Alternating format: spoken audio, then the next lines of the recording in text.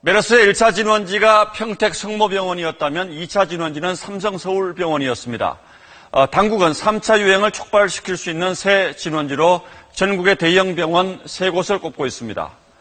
우선 98번 환자가 닷새간 머물렀던 서울의 메디힐 병원이 오늘 전면 봉쇄됐습니다. 의료진과 환자 등 200명 넘게 접촉한 것으로 보이기 때문입니다.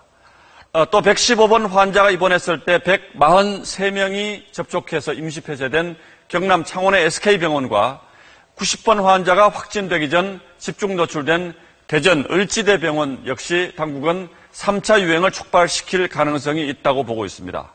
뉴스이 뉴스 최호원 기자입니다.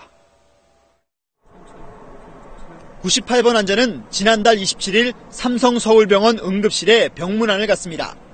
이후 6일 만에 열이 오르는 등 몸에 이상을 느껴 동네 의원 2곳을 찾았습니다.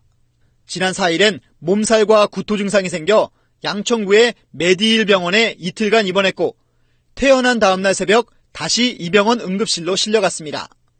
다음날 이대 목동병원으로 가기 전까지 의료진과 다른 환자들이 무방비로 노출됐습니다.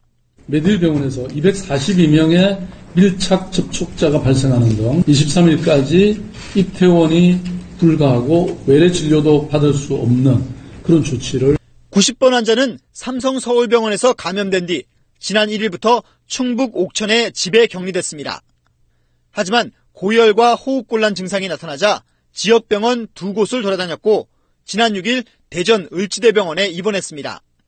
이 과정에서 삼성서울병원을 거친 사실을 알리지 않아 응급실과 중환자실에 있던 의료진과 환자 90명이 뒤늦게 격리됐습니다.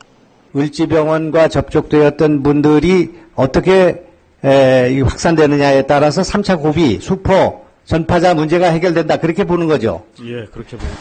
지난달 27일 삼성서울병원에서 감염된 70대 여성 환자가 일주일간 입원했던 창원 SK병원도 보건당국은 주목하고 있습니다.